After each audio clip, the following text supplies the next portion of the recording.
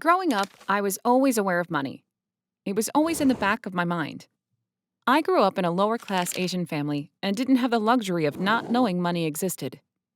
As a kid, I put toys back at the supermarket because I saw the price tag and didn't want to ask my parents to buy them. They probably would have bought me anything I wanted. But because I was so aware of money and its limitations, I never wanted to put it on them to do so. On February 28, 2010, 13-year-old me created an Excel document called Record of Money and saved it to my desktop. I just wanted a place where I could write down purchases so I wouldn't forget about them.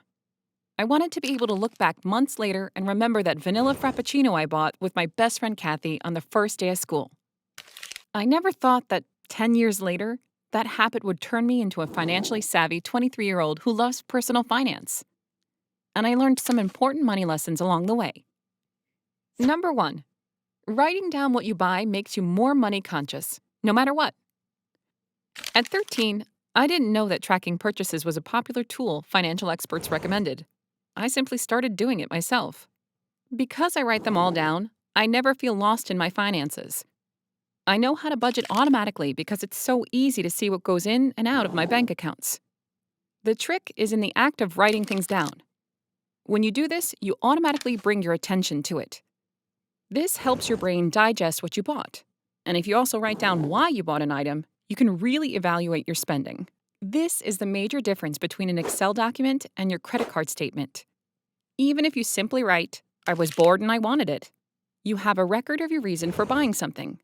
Now, if that item appears again and again, and the reason is always boredom, you know that boredom is a spending trigger. When you see all of your spending in one place, you will be able to better understand your spending habits. Here's the beginning of my money journey. Number 2. Your spending evolves as you evolve. As I got older, my responsibilities and expenses changed, and so did my record of money. Gone were the days of frivolous Lush face masks and $2 lip glosses. When I moved out, rent was a new expense, along with tuition and business expenses, things my 13-year-old self didn't even know existed.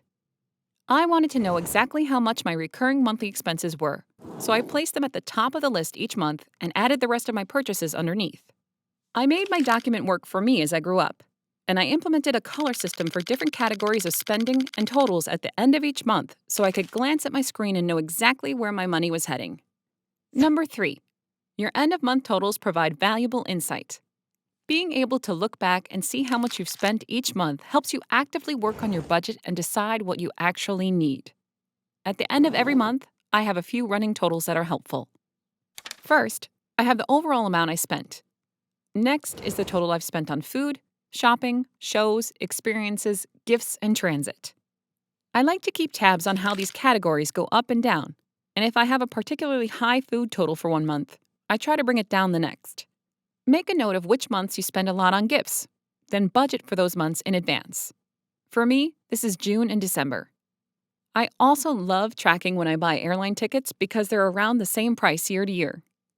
Once you have this data about your spending, it makes your life super easy going forward. You can prepare for expenses you know are coming up and avoid going over budget or going into credit card debt. Number 4. The more you pay attention to money, the less power it has over you. You might be the type of person who doesn't really pay attention to money. You might make a lot of money, but find that it somehow all slips away. Or you might not make that much money and still feel like money controls you. I learned that the more I paid attention to money, the less power it had over me. Simply knowing how much I'm spending each month made my life so easy, because I knew when I wouldn't be able to afford something. I didn't just put everything on a credit card and try to forget about it. If you view money as a chore, it becomes one. But if you work on it and turn it into a habit, then it becomes as easy as washing your hair. If your first month of tracking feels like too much work, know that getting good with money doesn't come quick, but week after week it does get easier and less daunting. Even if you have a healthy income, knowing where your money is going will help you be better with it. Number 5. It's rewarding to look back on your journey. After 10 years, I've created this helpful and often hilarious document about my childhood, my travels, my love life, my mistakes, and my accomplishments. In less than 10 minutes, I can pull up the grand total of what I've spent on my life in the past decade. If you're curious, That adds up to only $147,670.07. On the one hand, this number feels huge, but it also feels quite small in the bigger financial picture. I don't consider myself poor, but I also don't consider myself rich.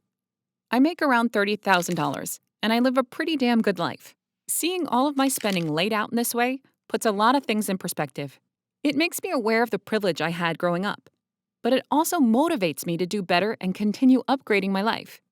Now and for the next 10 years, my goals are to continue what I'm already doing and upgrade my earning potential. I might not make that much now, but at least I can say I am a master of my own money.